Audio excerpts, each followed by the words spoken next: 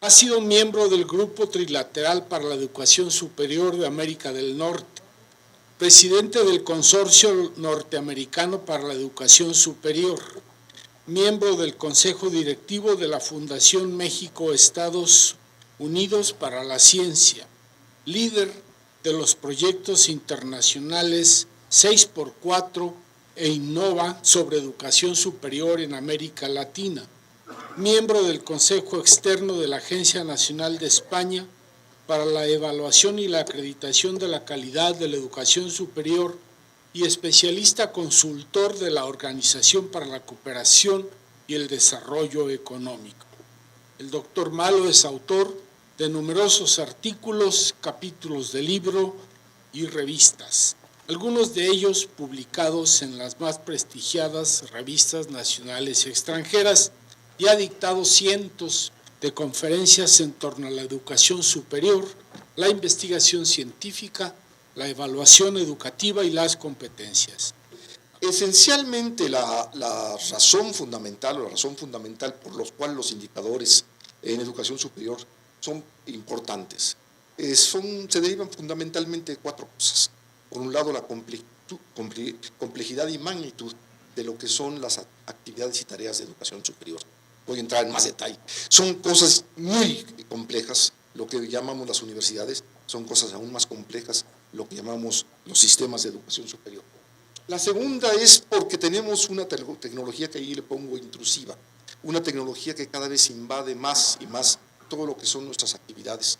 Y lo pongo en el plan negativo para ponerlo por delante de que es algo que nos molesta, pero que simplemente es la cara que parece molestarnos, porque las otras caras de la tecnología las adoptamos con tanto gusto que hace que se vuelvan intrusivas. Todo el mundo, nadie nos fuerza a usar tecnologías, o mejor dicho, todos nos forzamos en usar tecnologías y forzamos a los demás a usar tecnologías. Y se vuelve una bola de nieve que todo el mundo estamos presas de esa actividad. Yo la considero una bendición por muchas razones.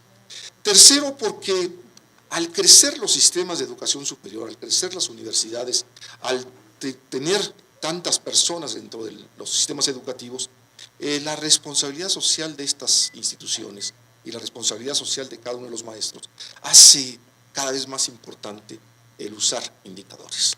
Y finalmente creo que la cuarta razón por la cual ahorita están siendo importantes, cada vez más importantes, la acción y el uso de indicadores, es porque ya tenemos una contabilidad gubernamental y esa contabilidad gubernamental va a empezar a ser aplicada en 2015 a todos los entes, incluso los autónomos, en el sentido que tendremos que armonizar todos nuestra contabilidad con la contabilidad gubernamental aprobada por el Congreso. Yo creo que todos sabemos perfectamente qué es lo que implica hacer, en particular, la planeación y gestión de una institución, o de casi de cualquier cosa. Implica el tratar de hacer estas distintas actividades. Primero que nada, planear, luego programar de todo eso que planeamos, programarlo, ponerlo en orden para ver qué deberíamos de hacer primero, qué deberíamos de hacer después, qué depende una cosa de otra, etcétera. Luego presupuestar, es decir, distribuir los fondos que tenemos que asignar, o los que tenemos, para estas distintas tareas que nos estamos poniendo, y después ejecutar. Y finalmente evaluar y volver a empezar el ciclo otra vez, evaluar cómo nos fue y sobre eso modificar. Ese es lo que dice cualquier tipo de tratado sobre planeación, ejecución y sobre gestión, para llamarle de alguna forma. El hacer un plan de desarrollo institucional, o un plan nacional, o un plan personal, tiene su trabajo y tiene su chiste, pero después de todo es una cosa técnica que se puede hacer fácilmente. El problema es cómo hacemos que ese plan encaje con el resto de la comunidad, con el resto de la sociedad.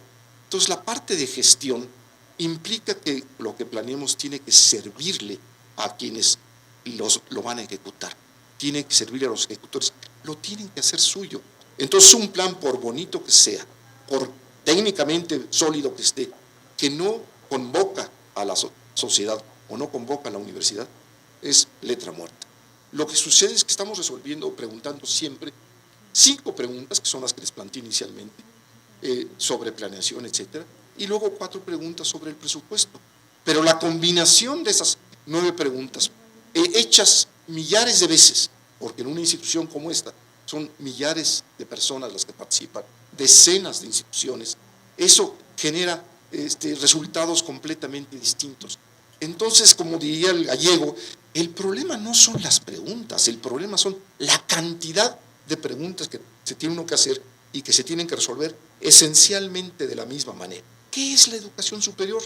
Y en particular, estando en una institución de educación superior, puse allí fundamentalmente las instituciones de educación superior, y la gestión y financiamiento las vemos como herramientas, como enfoques, como métodos para poder hacer que esa institución de educación superior se transforme en otra institución de educación superior a la que le pongo un plus ahí, un más, porque se espera que sea algo mejor, se espera que de alguna forma esa institución tenga algo más, y en particular, tomando las preguntas que dan sentido a esta cátedra, también tenemos que preguntarnos, ¿pero qué es calidad y qué es pertinencia? Porque supuestamente lo que estamos queriendo con ese signo de más que le pusimos allí es que nuestras instituciones tengan más calidad y más pertinencia que las que tienen ahora. Si al analizar un programa, un proyecto, por decir algo, o una persona, el concepto de calidad y de pertinencia que aplicamos a eso tiene que estar relacionado con el del sistema o con el de la institución, pero no es lo mismo.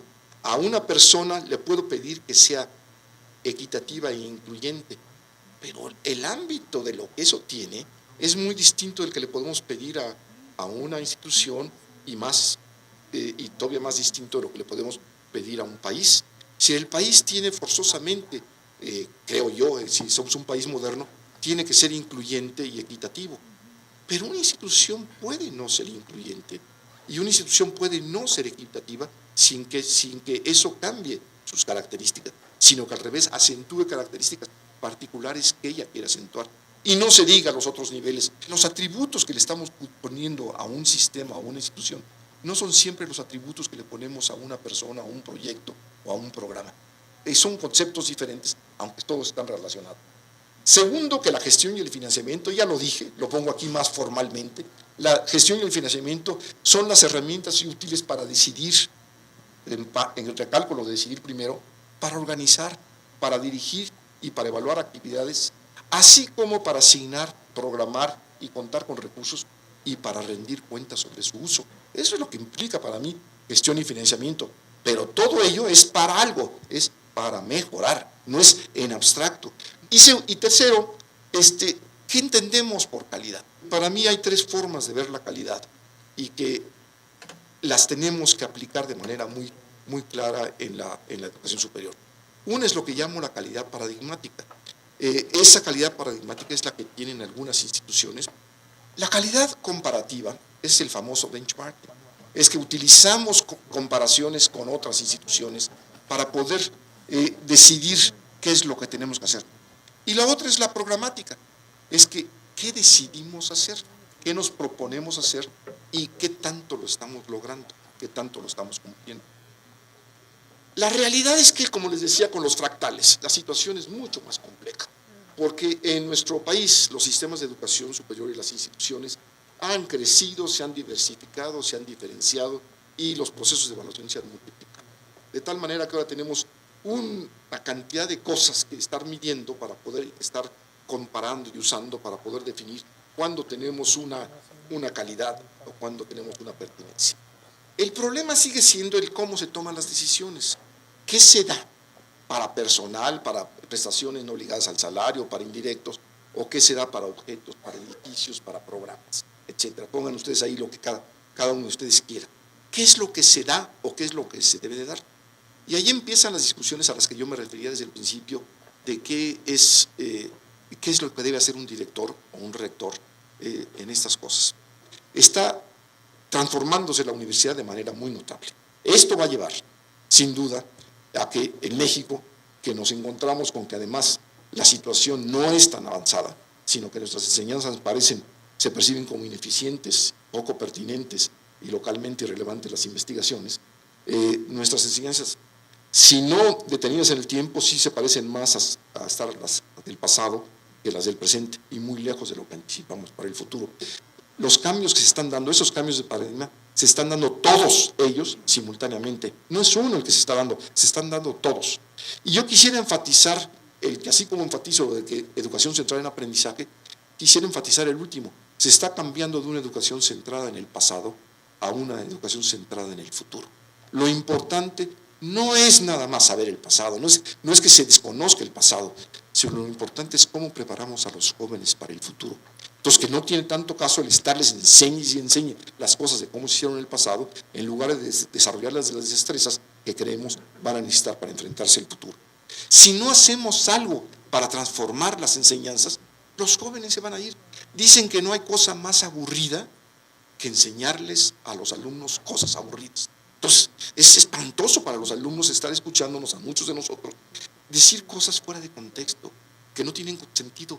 Hablarles de determinantes sin decirles para qué es, o hablarles de valores sin decirles en los contextos reales. Tenemos que hablarles de la educación en un contexto real, en un contexto en que les haga sentido, en que les haga tanto sentido como jugar con sus aparatos para poder hablar con sus amigos, amigas, etc. Eso es todo. Muchas gracias.